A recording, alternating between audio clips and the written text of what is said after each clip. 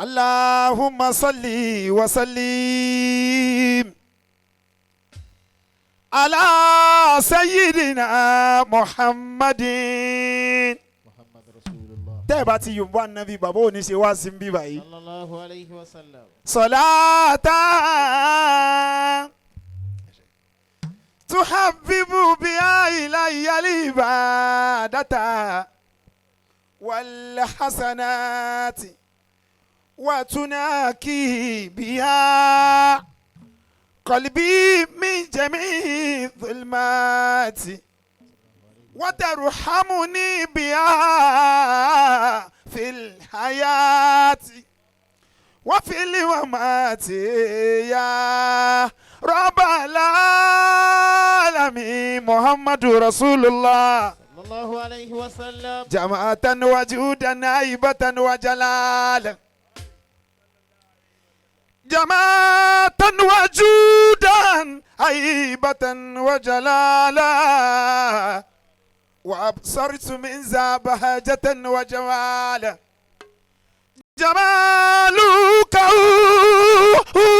حسن هيبة ومحبة، فأنت تام المرسلين كمالا، وكلهم هذا المكارم والأولى، وما كالإمام الهاشمي خصالا.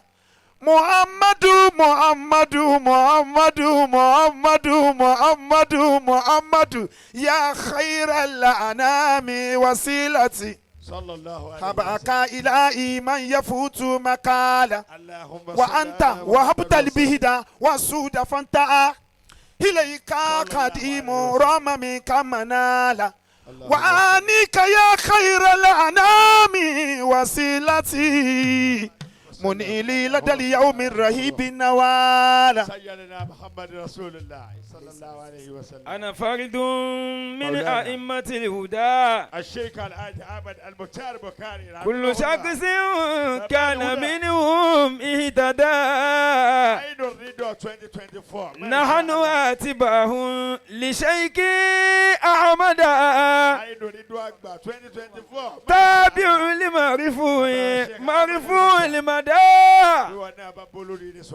نحن قوم سعدوا من أحمد، سلبنا من بعد وصل تحمدا،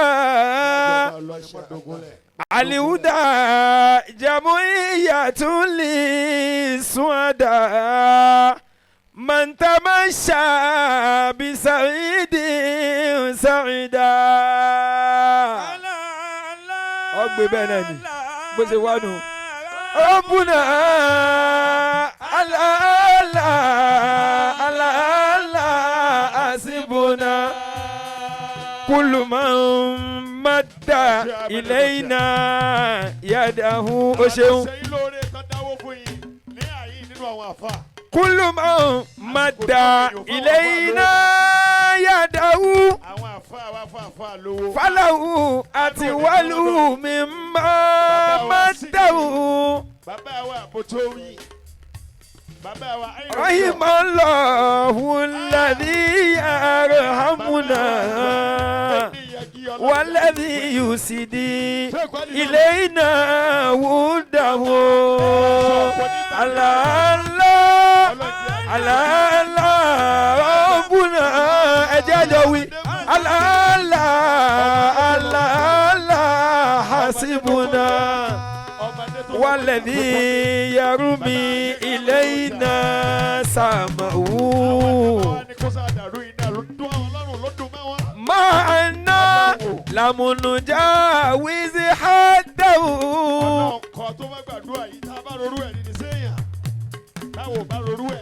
fatahu kullu alladhi yatlubu wa yaqumu likhayru hatiman didahu. Allah Allah Allah Rabbuna Allah Allah Allah Allah hasibuna. Bibili mukutari sunne Ahmadul Mukhtar سني بالمختار سني أحمد المختار سني. لقد جاءكم لإلاف صلاة الفاتح رسول من أنفسكم حريص عليكم بالمؤمنين رؤوف رحيم وإن تولوا فقل حسبي الله لا إله إلا هو عليه توكلت وهو رب العرش العظيم. بسم الله الرحمن الرحيم. لإلاف قريش إلافهم رحلة الشتاء والصيف فليعبدوا رب هذا البيت الذي أطعمهم من جوع وآمنهم من. اللهم صل على من الفاتح لما أغلق والقاتم لمن سبق ناصر الحق بالحق والهادي إلى صراطك المستقيم وعلى آله حق قدره ومقداره. هذه هدية منا إليك يا رسول الله. اللهم صل وسلم وبارك وترحم على سيدنا مولانا محمد. أما أيوب النبي دادا وافا صلى الله عليه وسلم. أي جماعة أيوب النبي دادا صلى الله عليه وسلم. أنا صلاة الله وكيو. ó fẹ́ ṣe mọ̀ákàdà fún ẹ pé nígbà tá a ní kí wọ́n yòǹbọ̀ ànábì tó wá ní ẹ yòǹbọ̀ ànábì dáadáa ẹ̀yìn àfa mo á ní ṣe kò kan àwọn jàmáà níbẹ̀ yẹn ni àmọ́ báyìí náà tọ́rọ̀fọ̀tà ẹ̀yìn ni ó wá yí padà pé ó yẹ ìyẹn náà mọ́ ẹ yòǹbọ̀ ànábì ó yẹ jájọ yòǹbọ̀ ànábì lẹ́ẹ̀kẹ́ náà. gẹ́gẹ́ bí hikima. a ṣe ní yòǹbọ̀ ànábì ẹni tá a forúkọ rẹ̀ ń ṣe gbogbo tá à ń ṣe náà ni. sallallahu alaihi wa alihi. gbogbo ọjà tí mùsùlùmí bá gbé kalẹ̀ bàbá ọjà rẹ̀ gẹ́gẹ́gẹ́gẹ́ ànábì ni. Ànábì Muhammad sallallahu alayhi wa sallam. ọjà mùsùlùmí ò sì ju alukurani lọ. ojú kurani lọ bẹ́ẹ̀ bá ti bá nǹkan mi lẹ́gbẹ̀ẹ́. ó ní man ba'u kulli ulum. mashallah. masdaru kulli. minha masdaru kulli khair. wa masdaru kulli khair. mashallah. níbẹ̀ ni wọ́n ti ṣe istikhraju gbogbo àwọn ulum tá ń lò lápapọ̀. mashallah. min ladun nahwin wa sarfin wa balagatin. àṣemátà fati gbogbo àwọn ìmọ̀ yìí wa mantik. bẹ́ẹ̀ bá fẹ́ mọ̀ tó bá fẹ́ dájú dáadáa tó bá ti gbọ́ alukurani yìí yóò yé dáadáa jù bẹ́ẹ̀ lọ. kọ́dà máa ń bá wọn lé asrar. bẹ́ẹ̀ni. àbá aláṣírí ni mọ́mú kún báyà kún. ó tún wá ní wa kana alukur'an manba'a kulli asrar. kí ló ń dá tó bá wá já sí wípé èèyàn wá ní nǹkan míì tí ń ṣe tó gbẹ́ni tó dá gbogbo ọjà yìí kalẹ̀ nísìnyí èmi mo dé ìjókòó nísìnyí wọ́n dá 100,000 bàbá Ainu Ridoh gbé 100,000 kalẹ̀ gbogbo àwọn àgbàlagbà yìí fún mi lówó sẹ́mi mo ní Kùránì ni. ó ń sẹ́ ìjọba owó gbà kò ná fún. nísìnyí owó yẹn èmi lèmi ń kó lọlé níbo ni mo fẹ́ sẹ́táàsì yẹn sí lára àwọn ọmọ ànẹ́bì tí wọ́n ṣe kíni tí wọ́n sọ Al-Kùránì sí kò sílẹ̀ gbogbo ẹni fakuluha àníhà gbèsè ẹyọ kan táwa jọjà ànẹ́bì tá a fi mọ rówó yẹn ná tíbi tí náà fi ń jáde òfin ní dí ó náà ní pé ìjọ tí wọ́n bá ti ń torí ànábì bùn wá nìkan ká sì mọ sàṣàlá. yá bí sọ́lé alánàbí yé Muhammad. gbogbo ẹni tó bá fẹ́ gbóore kún ọ̀rẹ́ tẹ́lẹ̀ ẹni yóò ń bọ́ ànábì dáadáa. ya Rabbi sọ́lé alánàbí ìyá ìdìde yé Muhammad. ìdùnnú rẹ ò ní dìbànújẹ́ bẹ́ẹ̀ yóò bọ́ ànábì dáadáa. wàmúnà sàlámàkà rabbika kayfa tasha. أنت الذي يا ربي تعرف قدره والعالمون وإن دروا جهلاء. ọlọ́run wọn lábàá ṣe ní kọ́lọ́ǹkà nẹ́bí yẹn kó kẹ́ gbogbo àwọn àgbàlagbà tí wọ́n gbaṣẹ́ tán jẹ́ káwa ní soft landing. bàbá kájí ẹ̀ máa wá wò pé yẹn ń sọ wá sí káàkiri ṣé bó ṣe bẹ̀rẹ̀ nílùú Èkó yìí gan-an ni. nígbà àwọn àfọ oníwàásí ń lọ wàásí wọ́n ta tíra mọ́ra ta gbogbo ẹ̀ níwọ́wọ́ bẹ̀rẹ̀ nítorí wọn àmọ́rù tí ó ṣẹlẹ̀.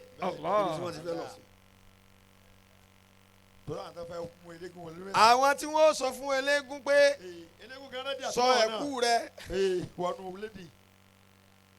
àwọn eléégún sọ àwọn náà nílùú Èkó yìí kan náà ni o àwọn àfáà kan náà wá dé náà rọ ibẹ̀ ni wọ́n sọ di bẹ̀tẹ̀bẹ̀tẹ̀. Allah rahmatulahi alayhim ajma'in.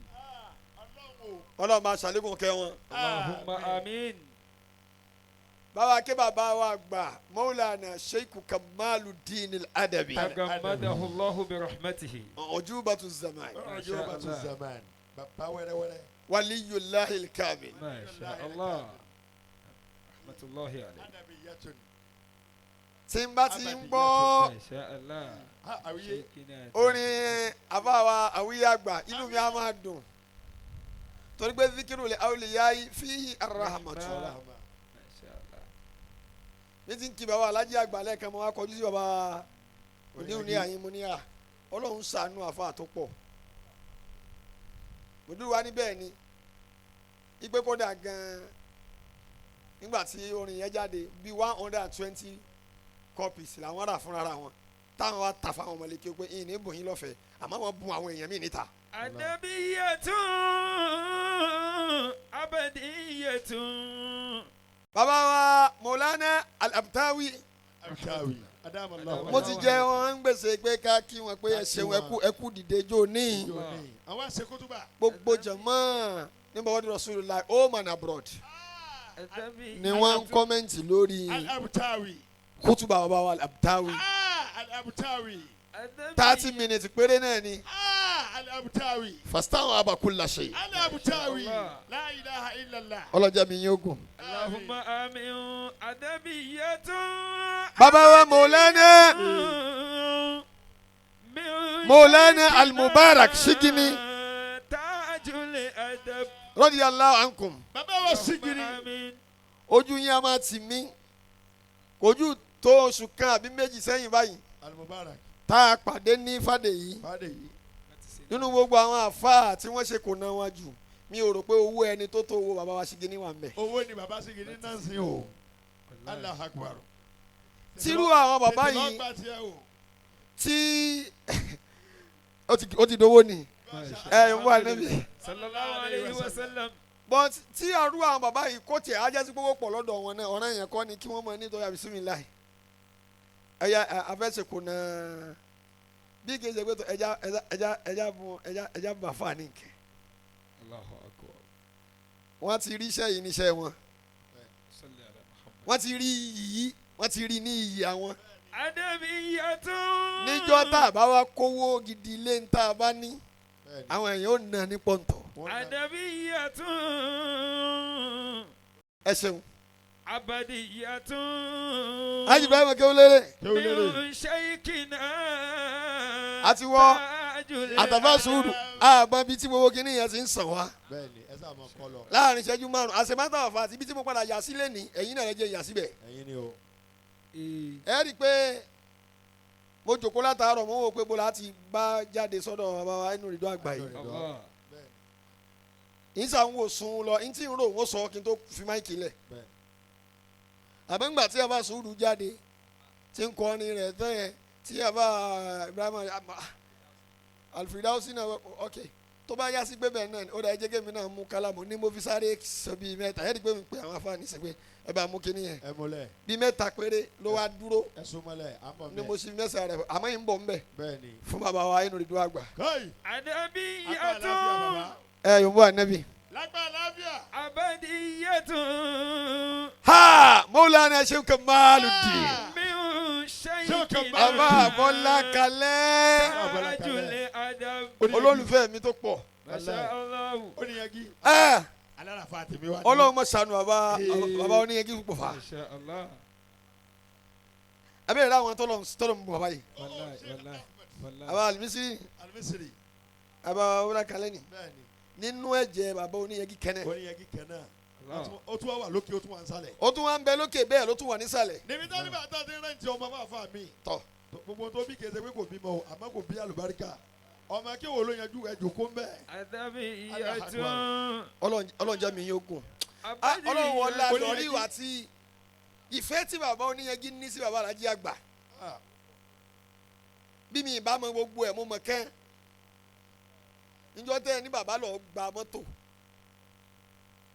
tẹ́sí gbé kúrò lẹ́kọ̀ọ́ tẹ́sí gbé lọ sọ́dọ̀ Alhaji Agba wọ́n bú bàbá oníyẹgí ní mọ́tò lẹ́kọ̀ọ́ wọ́n sì gbé mọ́tò náà lọ sọ́dọ̀ bàbá Alhaji Agba nílọrin pé Nílọrin mi tó- ò rò tó- pé ọmọ kí ó tó lè ṣèyẹn mọ́ wà Kò nísìnyí. sí o, Èkó lòun àtàfà rẹ̀ ń gbé o. Wọ́n fún mọ́tò lọ́gbà nọ́mbà straight. Odi títí òǹkà ló tún gbà fà the rẹ̀. highest Allahu Akbar. bẹ́ẹ̀ ni bàbá wa Maulana Sheikh Hamid Zubairu Abu Hanifa Radiyallahu ta'ala Radiyallahu anhu. ta'ala anhu. nígbà tí ó rẹ̀ wọ́n wọ́n máa sábà fi mọ́tò wọn náà kó wá ní àlàáfíà wọ́n máa wá nídìí àti wá mọ́tò àwọn ọmọ kéwù tọ́lọ́ ti ní kó dáa fún pé yá a ní wá sí mi báyìí àbí afẹ́ ẹ̀fọ́ àwọn ẹni ọlọ́run mọ́ ó yẹ alágbájá ta ni ó gbé wa tàmọ̀dò ta ni ó gbé wa ìkànnì àwọn ọmọ kéwù tó wá ní mọ́tò ńjọ́ náà ń wá ń sọ lára àwọn tí ẹ mọ̀ rò pé ṣé àwọn eléyìí alùbáríkà jìnnà sẹ́lómi ibi sẹ́mọ̀ sílẹ̀ ni. mo ní ojú ọ̀nà ìjà àfà wọ́n bí àwa yìí sínú ẹ̀ ni lọ́tún àti lọ́sì oṣù barakallah fi torí ẹ̀jẹ̀ àwọn afáàrẹ̀ ibi mo ń bọ̀ nìyẹn ń bọ̀ ẹ wò ó tí mo mú dání. àmọ́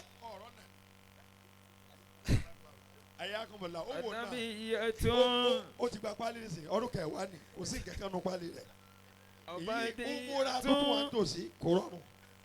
min shaykhina tajul adab. nígbà tí ìkànnì àwọn ọmọlẹ́kẹ́wò yẹn nígbà náà lọ́hùn ó wá ní mọ́tò kan èmi wá gbọ́ ọmọ dáadáa lọ́dún àlè ó wá ó ṣeun gbọ́ báwọn ó tún wà báwọn torí àwọn kan ń bẹ báwọn. ọmọ abúlójú ayé àfà ọmọ dáadáa lọ́dún àlefa.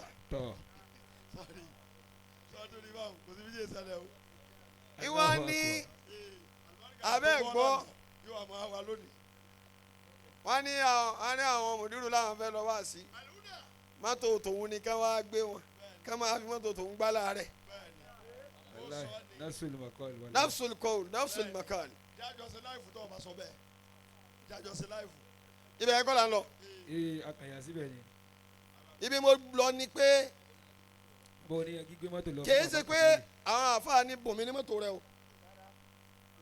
bàbá gbé mi lọ gbé mi bọ̀ ìwọ́n fi ohun yẹn ránṣẹ́ ó parọ́ pé nǹkan ṣe mọ́tò yẹn ìwọ́n ń sọ fún kanú àwọn tọ́jọ́ súnmọ́ pé àbọ̀rí wọ́n ní mùdírù náà ní sóhun níjà ta ẹ̀pẹ́ àwọn fẹ́ lọ bì kẹ́ wọ́n wá gbé mọ́tò tòun ní kó máa lọ gbé di kó máa fi gbá aláàrẹ̀ rárá kò sí mọ́tò òun lọ́wọ́ rẹ̀ mọ́lẹ̀ ni. bẹ́ẹ̀ ni. ẹ wá wo bàbá oníyẹgí tẹ́lẹ̀ fún ní mọ́tò lẹ́kọ̀ọ́ wọ́n sì gbé lọ́dọ̀ Abolaji àgbà ńìlọrin. ẹ wá wo iye mọ́tò tí bàbá oníyẹgí nílé ni. ẹ wá wò. kìí ṣe mọ́tò táwọn ọmọ tí bàbá oníyẹgí bí nìkan gbogbo àwọn ọmọ tó jẹ́ ọmọ kí o bàbá oníyẹgí tamani ẹ máa ka pé ọyọ bàbá oníyẹgí mo lọ ṣe abúlé káàdì ó yá ẹ máa ka àwọn mọ́tò yín wọn kà yóò sùn wọn lé ní. bẹ́ẹ̀ni bàbá Sígi ni Ainu Ridoh kátó kàtà wọn mọ. abẹ́ gbọ́ àwọn míì. Al-Fulani oṣù. bẹ́ẹ̀ni ọkọ rẹ jọ náà tó ní bá ti di. ọlọ. Adabiyatun. ibi mo lọ fẹ́ jìn díẹ̀ o mọ̀ kó báyà kún ọ̀rọ̀ tìmí o. Abadiyatun min shay'in. Al-Hajjul Jadid. Tajul adab. bàbá. Sheikh Murtadoh Ali Baba. Al-Hajj Jadid. bàbá. inú yóò ṣe ní dára fa. hadisi 1 ni afawa Ali Baba. Innamal a'malu binniyat. sẹ́rí wa hadisi 1 nìyẹn ọlọ́ba ṣe dáadáa fún yín. Àmín. gbogbo ẹ̀yin àgbàlagbà tẹ́ ń bẹ́ẹ̀ bẹ́ẹ̀ o Al-Mubarak kí lọ́mọdé mọ̀ gbogbo ẹ̀yin àgbàlagbà tí n bá ní mọ̀ kí yín lọ báyẹn mi ní débi tí mo fẹ́ dé àwọn èèyàn yìí sì ni mo fẹ́ bá wọn sọ̀rọ̀ níwọ̀nba ìṣẹ́jú méjì kí n wá padà sọ̀rọ̀ bá Ainu Ridoh Agba àwíyé àgbà tó jòkó ti Ainu Ridoh Agba. àwíyé ti gbé mísíkì mi Allahu Akbar àwíyé ó ti lọ́ orí mi. fi já ó fi mísíkì àbí ọkọ ó ti gbé mísíkì mi bó ti wà ní tí n bá ti ń lanu báyìí gbogbo àwọn orin yóò sọ ọmọ jáde ni àdúrà ni pé kọ́lọ̀ ń jẹ́ bí afáwa àwíyé náà ogun àmín. inú àwọn tó já sí pé wọ́n bá ń sọ̀rọ̀ nípa àwọn tó fi kéwú dára torí pé kò sí tíyàn bá fẹ́ ṣe tí ò bá ti mọ kéwú yóò yọ ọ lẹ̀ yìí tó ń pọ̀ láàfáà yóò yọ ọ abẹ́ gbọ́. bẹ́ẹ̀ni ọkùnrin lè kí ọ lọ lóhùn ọ padà wá. ó kéwú tán níjọ́ tí gbogbo yín bá jọ tajà tẹ́jọ́ ní tálẹ́ǹtì kan náà tẹ́fẹ́jọ́ ní tálẹ́ǹtì kan náà yìí tó kéwú nù yín. ọ wá bèrè kútúbà ìbámu kún báyà kọ. ilé kí òkú ní kú òfò ọ. àfa àlàwíyé àwíyé àgbà. ó mọ kéwù bẹ́ẹ̀ni tó yanjú ó á jẹ́ kí fíìlì tó bọ́ sí yẹn náà kó ṣe kí ni kó rọ̀ ọ́ lọ́rùn ọlọ́run níjó bàjẹ́ láéláé. àmín bàbá wa Ainu Ridoh ẹ̀yin ni màá kí tí màá fi kí gbogbo àwọn Ainu Ridoh tó wà lẹ́yìn yìí látàárọ̀ tí mo yẹ wà lórí ìjókòó tí mo yẹ dé ìròrí mi ṣiṣẹ́ yín sàgbàdéwé. àti sínú àwọn musahamatu yín masha Allah ó ti jìnnà gan. Allahu akbar kó bá a kún. bẹ́ẹ̀ni Ainu Ridoh ń ṣe sàgbàdéwé. kó bá a kún ní kó mọ́ serious 25 púpọ̀ years. ṣé ẹwà Ainu Ridoh. àbí 25 Ainu Ridoh ṣe tó nínú. ẹ gbọ́ kí la ẹ mú àbúrò yẹn bí wà ní wa. Allah ó ní bóun bá jòkó sí yín nísìnyí wọ́n mọ̀ ṣe bí àbí ẹ̀yin sì ẹ́ tún jẹ́rùn pẹ̀yìn àbí bó wà ní báyìí. Allah bàbá àgbà Ainu Ridoh hafizahu Allah wa ra'ah 25 years Allah lẹ́nu iṣẹ́. kò kéré ntí mo ń rò lọ gbogbo ẹ̀yin lórí ilé tẹ́ ń bẹ lórí ìjókòó ìtẹ́sí ẹ̀ dá wa lóhùn yìí àwa ti pè yín ẹ ti dáhùn tẹ́yìn náà bá pè Ọlọ́run lẹ́ẹ̀kan yóò máa dá yín lò lẹ́ẹ̀mẹ́wàá. àmín ya Allah bẹ́ẹ̀ bá fẹ́ rò ó rẹ gbà ẹ yòǹbó ànábì kó lọ sókè dáadáa sallallahu alayhi ìwọ wa kọ́ jẹ́ ń gbóhùn wọn ẹ yòǹbó ànábì kó lọ dáadáa ẹ wí eléke tẹ́ kí inú ọgbà yóò mì yín bọ́ ṣàdúrà fún yín àmọ́ bàbá wa ṣí gíní pẹ̀lú iṣẹ́ tẹ́ ní ká máa ṣe yìí ìbéèrè mi ni pé níjọ́ wo la tó jèrè tí èèyàn tó serious fún complete 25 years tí ò ṣe nǹkan míì tí ò gba líìfù tí ò sọ pé ẹ wò ẹ jẹ́ sáré lọ ṣe business bí ọdún mẹ́ta màá padà wá tí after 25 years tó bá já sí pé lónìí aago mẹ́ta la tó bẹ̀rẹ̀ àwọn tá a rí náà ní iye tá a pa náà ní.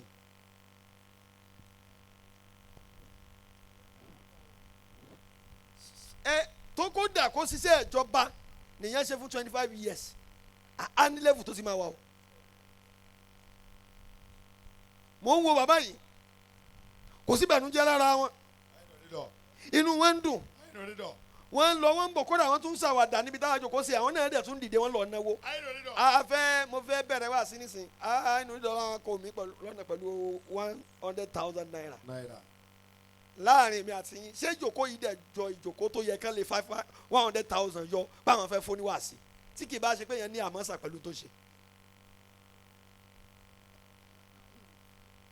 25 years gbogbo ntá Ànábì fi jíṣẹ́ àti Mẹ́kà àti Madina tá a bá da gbogbo ẹ̀ papọ̀ 23 ni 25 là ń ṣe yìí.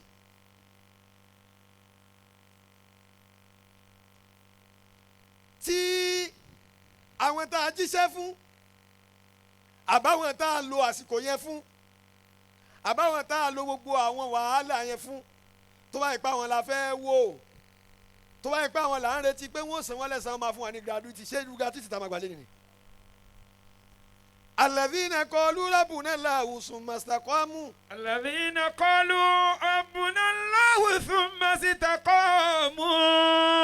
ibi tí mo dẹ̀ gbà wọlé ni mo ti dáníyàn pé tí má dé àyè lónìí ń bọ̀ mo ti lérò pé àdàbíyà ni màá fi ṣe wá sí ẹ yòówó ànẹ́bì kèésì ṣe ní. kásìlámù náà níjọ́ tí mo wà lọ́dọ̀ yẹn sàlám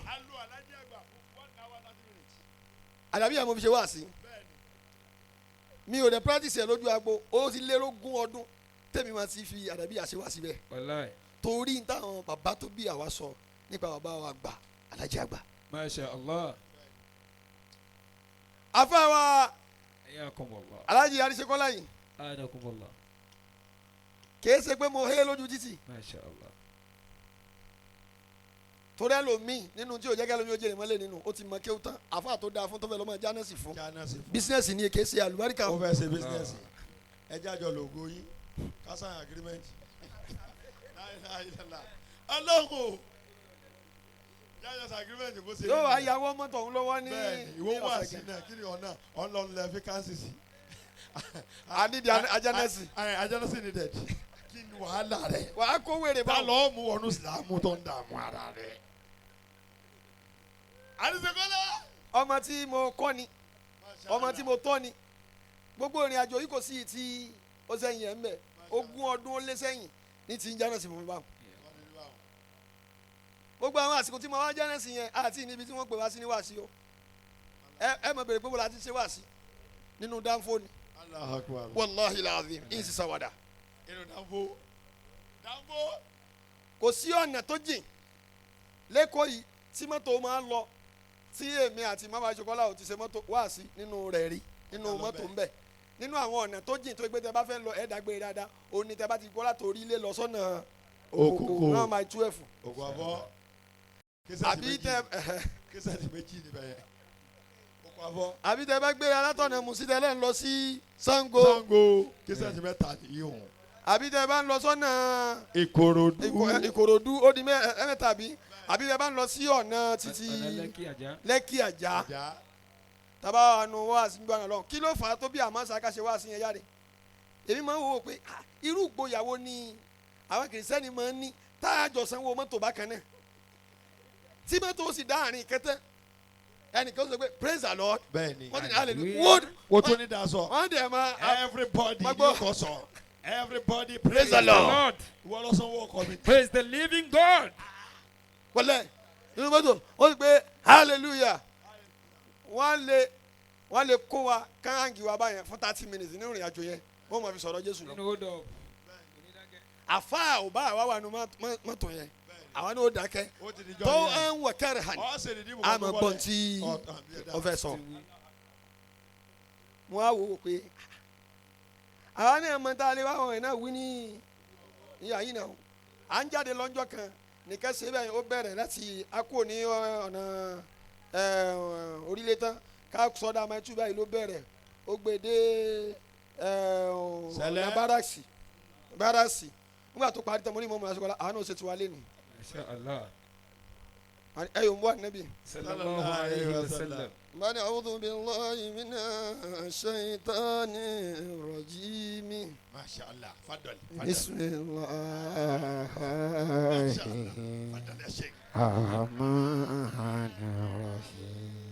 A'udhu billahi. bó sì fẹ́ ni bàbá wa Al-Abtawi ọlọ́ba àṣàlẹ́kùn kẹwàá tẹ́lọ̀ mi bá rí i pé nígbà tí sẹ́wọ̀n ṣaláìsí mo fi nǹkan báyìí ránṣẹ́ kí nǹkan jókòó ní wọ́n dọ̀ wọ́n báyìí rí ni mo nífẹ̀ẹ́ wọn dọ́kàn nínú àdéhùn tó jógbé wa ibadur rahmani alladhina yamushuna ala al-ardi hawnan wa idha khatabahum al-jahiluna qalu salama. وعباد الرحمن ẹ̀yà yòówù ànábì kì í gbọ́ الذين ẹ̀kẹ́wù يمشون على الأرض هونا kódà bẹ́ẹ̀ bá tiẹ̀ máa wí ẹ̀ máa kún yunmuyunmọ̀. وإذا خاطبهم الجاهلون قالوا سلاما. bá a ti máa wí nìyẹn gbogbo wa sí máa ṣe káàkiri inú mọ́tò ń gbà àdàbí àlá máa ń lò òun sì ní máa jáde sí àwọn èèyàn ó sì gbádùn rẹ̀ wọ́n sì ṣe ra kí ló wá fà á ni pé bàbá tó bí mi tí wọ́n fi kúrò láyé gbogbo wa sí wọn tí wọ́n máa ṣe àdàbí àná máa lò. Wallahi Sheikh Ahmad Bukhari rahmatullahi alayhi. ni mo fi ní àdàbí àná mo fẹ́ lò tẹ́lẹ̀ ní àyín kí n tó wá wọ ibi tí mo wọ̀ lọ́lẹ̀ kan yẹn ṣó o sì rántí. Masha Allah. Naam. الذين قال لهم الناس الذين قالوا ربنا الله bàbá Ainu Ridoh ثم استقاموا. mo kí yín ní iye òǹkà ka 25 years tẹ́ fi ṣiṣẹ́ yìí. Allah. ọmọ téèyàn bá bí ní 25 years ó ti tó lé dìbò. ọyọ kó ti mọ ọkùnrin. ẹ mọ iye déèsì pé ilẹ̀ ṣú ilẹ̀ mọ́ tó wà nínú ọdún kan ṣoṣo ó jẹ́ 365 days káwá táyìnsì ẹ̀ sí iye 25 years. Allah. ẹ wo iye ọdún ṣé ẹ fẹ́ sọ wípé gbogbo iye ọdún tẹ́mi ṣiṣẹ́ yìí lẹ́ẹ̀tì rí tí ó bà yín nu jẹ́rìí. Allah. إن Bobo. الذين Ainu Ridoh. lọ́nu mẹ́ta sí àyẹn padà Masha Allah. sọ́ọ́ mi sí ẹ mọ iye gbèsè tí ẹnìkan ò ní bí yín àmọ́ tẹ́ ẹ torí pé kí ojú ọmọ ti ẹ̀sìn tẹ́ ẹ sì káyà sókè tó ẹ tẹ́ ẹ bá wo bp yín gbà yẹn á ti ga bóyá ilẹ̀ mọ́sálásí kí wọ́n mọ́ gbà ó ó kù díẹ̀ tá a fẹ́ sanwó rẹ̀ ni o ẹ wá wo adúrò ọdún yẹn káwọ́ lé ní tó bá yá sí pé torí àwọn èèyàn àwọn ni wọ́n san yín lẹ́san sáwọn tí wọ́n san sẹ́yẹ 25 years rẹ̀ báyìí jòkó látàárọ̀ tó ń lọ tó ń bọ̀ yẹn n ti ń wá sínú ọkàn ti tèmi nìyẹn wípé ńgbà táwọn àfáà bá ń ṣiṣẹ́ tààrà àwọn tó dúró torí inú ẹni tí ò ní scandal ò ní àfáà wa Ainu Ridoh Wallahi. tádẹ̀ dúró kọ́ imam bilikist. الذين قالوا ربنا Ainu الله Ridoh. ثم استقاموا nínú àwọn tó yá sí pé wọ́n dúró lórí ọ̀nà àtọ́lọ́hún tí wọ́n sọ tí wọ́n rìn lọ́sàn-án àti lóru àìmọye ẹjọ́ à ń lọ sí bùdá àfọ́n à ń lọ ládùbá à ń lọ kìnnì tí yóò sí nǹkan míì tẹ́ ń gbé lọ bẹ́ẹ̀ ra mọ́tò tuntun náà lórí iṣẹ́ yìí ní gbólé ثم استقاموا láàrin èmi àti yín ṣẹṣẹ yìí lè ra mọ́tò mi fún yín. ثم ń bọ̀ tí ẹ bá sànù ọlọ́run àfẹ́ àwọn oníhòòní owó wá sí lòun kójọ tó ń fi ra mọ́tò. Allah. ìkònà mẹ́rin náà dá Abadan. ẹja máa bọ̀ abẹ́ gbọ́ àwọn tó gba owó wá sí gan kò ra wá sí. ẹ̀yọ́sọ̀ kò ra mọ́tò. alladhina قالوا ربنا الله ثم استقاموا ọlọ́run kírù yín nínú Al-Qur'ani ọlọ́run nìkan náà ní kẹ́ máa wò الذين iṣẹ́ yẹn قالوا pọ̀ 25 years lẹ́yìn lóyìn ẹni tó sàgbà nẹ́bì lẹ́nu iṣẹ́ rẹ̀ fódìdí ọdún méjì. الذين قالوا ربنا الله tá a bá fẹ́ ṣiṣẹ́ àwọn àfa ó yẹ ká àwọn mọ̀ pé irú tẹ́lí yàtọ̀ lọ́nfà nẹ́bì yẹn àfi ká lọ nírú ẹ̀ tá a bá wo iṣẹ́ tá a ṣe jù a máa rí i pé èrè rẹ̀ kéré tí èrè iṣẹ́ bá wá kéré tí a bá máa wo ọ̀dọ̀ ọlọ́run púpọ̀ àníyàn wa ó bàjẹ́ lórí iṣẹ́ yẹn.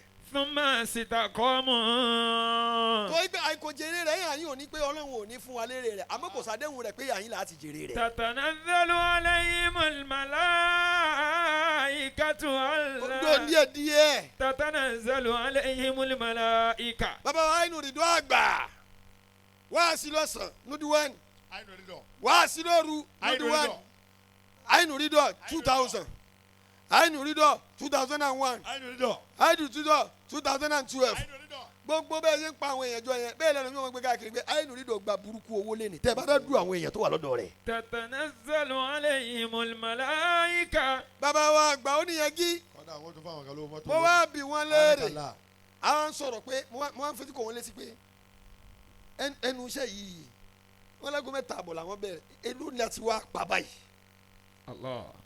aláwọn bíṣẹ́ ò léèrè pé iv yìí tẹ́ẹ̀tẹ̀ tàbí ṣe programu yìí wọ́n ní èló ni àwọn fẹ́ ṣe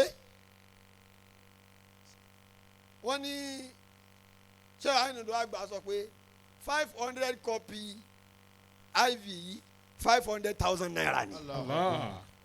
Tọ́.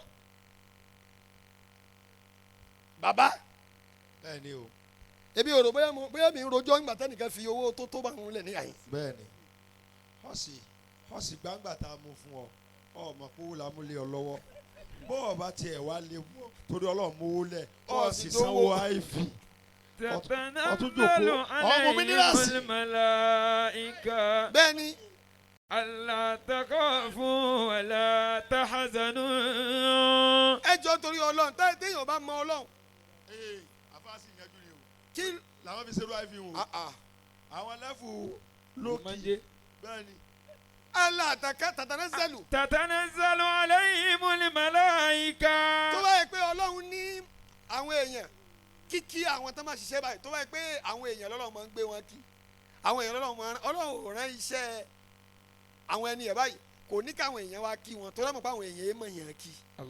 torí ẹ̀ ló fi ní tatanazzalu alayhimul malaika. ó ní bàbá Ainu Ridoh ẹ̀yin ẹ̀ sàn. àwọn ọmọ yẹn bú ni. àwọn èèyàn ọmọ yẹn bú. ó ṣeun. tatanazzalu alayhimul malaika. ibi iṣẹ́ kù sí làwọn máa ń rí àwọn èèyàn. tatanazzalu alayhimul malaika. kí ẹ fẹ́ máa wí ní sísẹ́ bẹ́ẹ̀ náà kọ́ ló ti bọ́ ìyàwó ló ti bọ́ ọmọ ni. tatanazzalu alayhimul malaika. ó béèrè ló fi dúró ní 25 years tí yóò bá béèrè yóò sì wá nǹkan mi sí. tatanazzalu alayhimul malaika. sẹ́fẹ̀n lamẹ́ríkà táwọn èèyàn ebi lamẹ́ríkà kèése sẹ́ ìjẹ́ sẹ́yìn sọ yìí kèése kó ní olóògbé lamẹ́ríkà ni. tatanazzalu alayhimul malaika. ìtí ó jáde lẹ́nu àwọn èèyàn nìyẹn àmọ́ àwọn màláíkà ni wọ́n máa sọ̀kalẹ̀ wọ́n máa pé. alla takhafu wala tahzanu. ẹ ṣeun ẹ bushiru. bil jannati allati kuntum tu'adun. lérí àwọn màláíkà yẹn lèmi wọn á gùn bàbá wa Ainu Ridoh. Ainu Ridoh Agba. mo nígbà tí àfa yẹn ni mo fi wá mú kálámù mo fi ń wí bíi méjì àbí mẹ́ta yìí ná. bàbá ń kí Ainu Ridoh. ó lè pọ̀ jù bẹ́ẹ̀ lọ tẹ́ máa padà rí lórí Facebook. dá yẹn mú. mo wá ní Ainu Ridoh. ẹ dá yẹn gbé dá fídíò Ainu Ridoh síbi bẹ́ẹ̀. Ainu Ridoh. fọ́tò oríṣiríṣi Ainu Ridoh àti Amẹ́ríkà ti tẹ̀ yí ẹ̀mí sí ẹ̀ papọ̀. Ainu Ridoh. tá a bá ṣiṣẹ́ débi kíkí ó yẹ ẹ̀jẹ̀ àgbẹ̀ ìjà. Ainu Ridoh. ó yẹ ẹ̀ máa dábọ̀ ẹ̀ mix. Hakami kọ́lì bí tẹ̀yìn yá. bàbá àlùdà ní Ainu Ridoh èmi kíyìn báwọn èèyàn bá àbá marí sẹ́yìn tá ẹ ṣe tá àbá marí rẹ̀. Ainu Ridoh. bàbá wa Ainu Ridoh akíyìn. Hakami kọ́lì bí tẹ̀yìn yá ti. nínú 25 years yìí níbẹ̀ náà lẹ́tí ń lọ lẹ́tí ń bọ̀. Khamusun wa ishiru yunafi tebuli gida awati. 25 years lẹ́bi ṣiṣẹ́ bàbá wa Ainu Ridoh lọ́sàn àti lóru. Ainu Ridoh. ẹ lọ ẹgùn mọ́tò ń bẹ̀. Hakami kọ́lì bí tẹ̀yìn yá ti. ọjọ́ tí sí ọlọ́run bá tún gba kẹ́ ẹ wọ fúláìtì ẹ tún mú owó yín ẹ tún wọ pléènì. Khamusun wa ishiru yunafi tebuli gida tí awati. sí ọlọ́run bá tún gba kẹ́ ẹ gun orí omi Ainu Ridoh ẹ tún gun orí omi ní Hayyaka Rabbi. Ainu Ridoh ṣe ẹ kàn wà mẹ́ni tí wà yín lórí omi ni. Hayyaka Rabbi. ẹ dáyìn ọ̀dọ́ Bájú yẹn. ẹ ọlọ́run kí bàbá wa Ainu Ridoh. Hayyaka Rabbi. ọlọ́run má dà yín dára yín Ainu Ridoh. Hayyaka Rabbi kama hayyali ula amilu. àwọn tó ti ṣe irú iṣẹ́ yìí bọ́lọ̀ ń ṣe kí wọn ọlọ́run ó kẹ́yìn fìdí ní kọ́bùlákà mi sábùyìn samawati. Fìdí ní kọ́bùlákà mi sábùyìn samawati. jẹ́ tún yẹ gbégbé Hayyaka Rabbi. ọlọ́run ó kún yín Ainu Ridoh ọlọ́run kí yín o. kama hayyali ula amilu fìdí ní kọ́bùlákà bọ́lọ̀ ń ṣe kí àwọn bàbá alájí àgbà. mi sábùyìn samawati. fìdí qabulaka min sab'i samawati. àbáwá Ainu Ridoh tẹ́bùkọ̀ kárí mọ́. láti Ainu Ridoh tẹ́rí. aṣọ yìí ò ní fàya. Ainu Ridoh kàbùkù. nínú ntí mo fọ́ fún lára bàbá wa Ainu Ridoh Agba. bàbá ń sọ lẹ́yìn wọ́n ń sọ wọ́n. mo ń sọ lẹ́yìn mo tún ń sọ gbangba báyìí orúkọ sọ̀rọ̀ manage. bẹ́ẹ̀ni bàbá bẹ́ẹ̀ni kò sẹ́ni tó fẹ́ kó bàjẹ́. soríjọ́ tí wọ́n ti mọ̀ ẹ́ yẹn o lálàáfíà o ọlọ́láfíà. tá bá ti dá ẹ mọ̀ tán tó bá maintain ẹ̀ fún 20 years jẹ́ ká fún ẹ láwọ́dù. ọgbà ọdún táwọn gbọ́ ọmọ tó lóyún dé àfa ṣe ṣe mẹ́ ṣe àfa ẹ sọ̀rọ̀ lọ́sẹ̀ ṣe ṣe mẹ́. ó ń fàyà kọ. fọwọ́ kan. ẹ̀ka náà ní àfa ẹ̀yin lọ́mọ yìí ẹ̀ dàpọ̀ mọ́ lé kí o ní. La ilaha illallah Ainu Ridoh la ilaha illallah. ẹ̀bùkọ́ kàrímà. ó kọ̀ kéèyàn kó tó wá manage orúkọ mi ò máa yé ọdún yẹn tí a ti ń gbúrò bàbá wa Ainu Ridoh Agba Ainu Ridoh Ketu Ainu Ridoh Ketu Ainu Ridoh Ketu kí orúkọ yẹn sì wá stand títí dòní kó dẹ̀ mọ́ yin gẹ́ kó dẹ̀ mọ́ dàrú wàláyé ọlọ́run wa mẹ́ni bẹ́ẹ̀ yẹn fi nǹkan mi rọ̀ yóò sì rẹ̀. wàláì wọ́n gbé lọ Amẹ́ríkà wọ́n gbé lọ London ní mo fi sọ pé tẹ́bùkọ̀ kẹ̀rí ma. Ainu Ridoh kò ní bàjẹ́ fún yín ẹ sáà máa bẹ̀mí náà lówó. wàlá tàǹfàkù Muhtaraman. Ainu Ridoh kò ní tẹ́ fún yín láyé sẹ́ àníbẹ̀ ẹ sì ń bá yín wà lọ ẹ máa bá a lọ bẹ́ẹ̀. tẹ́bùkọ̀ kẹ̀rí ma jẹ́ wídélẹ̀ wàlá tàǹfàkù Muhtaraman. ẹ wọ Amẹ́ríkà wọ́n tún ní kẹ́ wá ń jọ mi. mádàmá tẹ́ǹfàwò ṣàmùsùn lèlè bàríyàtì yẹ wá tún gbé Ainu Ridoh akami kọ́líbi ta iyati kamusun wa ishiruna bi tẹ̀bùlì gidawati. bàbá wa Ainu Ridoh. aya karọ́bì kama ayaliwula milu fìdíni kọ́bùlà kàmí sábùn. Ainu Ridoh Agba congratulations. tẹ́bùkọ̀ kẹrìmà wọlé tàǹfàkù Muhtaraman. Ainu Ridoh Agba. mádàmádà ń fáwọn ṣàmùsùn lèlè bàríyàtì.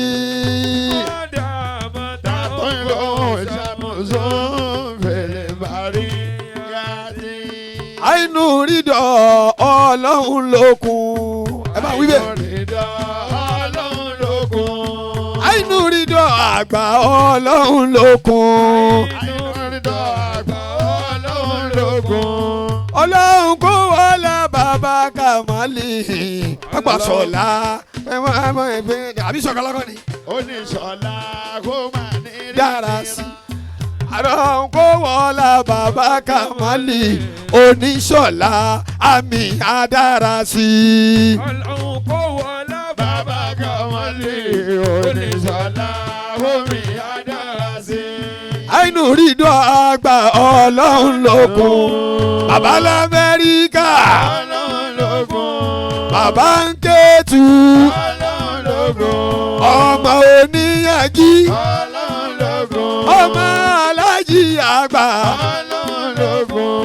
ọlọ́run kó wọlé bàbá Kamali Oníṣọ̀lá àmì àdára sí. Ainu Ridoh Agba ọlọ́run lókun. o ṣeun Ainu Ridoh Agba Ọlọ́run lókun. ẹ ṣeun. ọlọ́run kó wọlé bàbá Kamali Oníṣọ̀lá kómi adára sí. gbàtà ń bọ̀ àfọwọ́ ọwọ́ búlù tó máa lọ bẹ́ẹ̀ èmi ò dẹ̀ mọ̀ èmi ti jáde látàárọ̀ mo ti lọ sí Lẹ́kí àwa ń bọ̀ láti Lẹ́kí mo wá ní kí n wo láìfù mo bá rí pé bí mo ṣe múra gan-an òun làbá àwa olóde múra mo lá gbọ́n kó nìyẹn. Ainu Ridoh Agba ọlọ́run lókun. ẹ ṣàgbádá ẹ báyìí. bàbá ẹ máa ká. bàbá Nudwan ọlọ́run lókun. ọmọ oníyànjí ọlọ́run lókun. ọlọ́run kó wà láṣẹ̀wù Kamali Oníṣọ̀lá àmì àdára sí. Ainu Ridoh Agba Ọlọ́run lókun. ẹ ṣeun ọlọ́run lókun. ẹ ṣeun. ọlọ́run kó wọlé bàbá Kamali Oníṣọ̀lá kómi adára sí. Adidi isa dali aladi.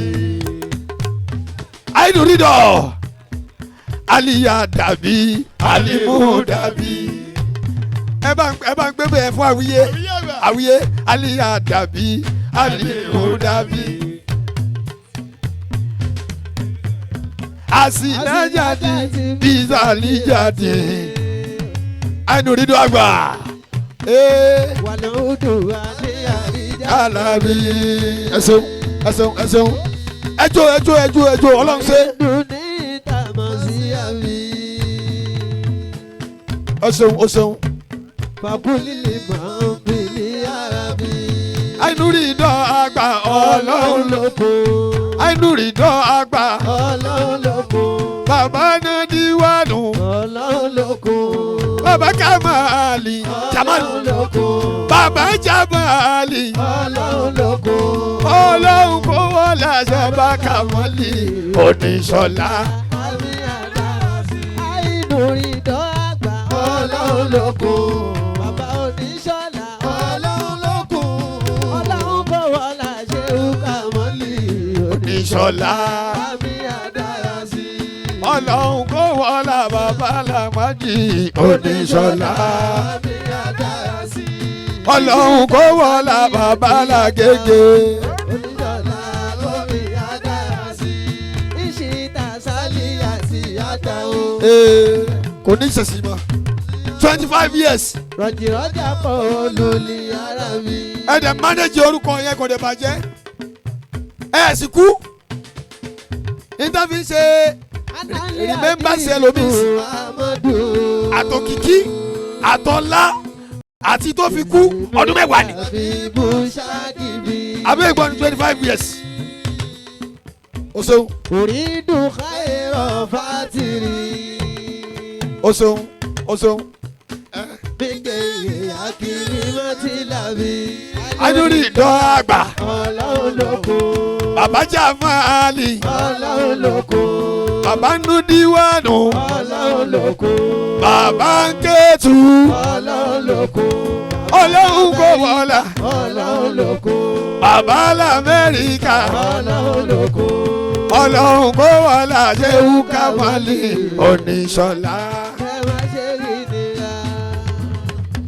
àkọ́díyà tẹ́. mo ń bọ̀ mo rí pé wọn àpalẹ̀ mọ́ bẹ́ẹ̀ èmi ló rẹ̀ palẹ̀ mọ́ bẹ́ẹ̀ Masha Allah. àmọ́ tí n bá rí jòkó tó lọ báyìí àti gbogbo ẹ̀ mo ti mọ bí kọ́lọ̀ wọn gbé ọ lásọ̀dọ̀ mi tẹ́yẹ́yẹ́ kí n mọ ní gbogbo ntẹ náà yín lè ní ẹ fi sí mi lọ́rùn wallahi al-azim.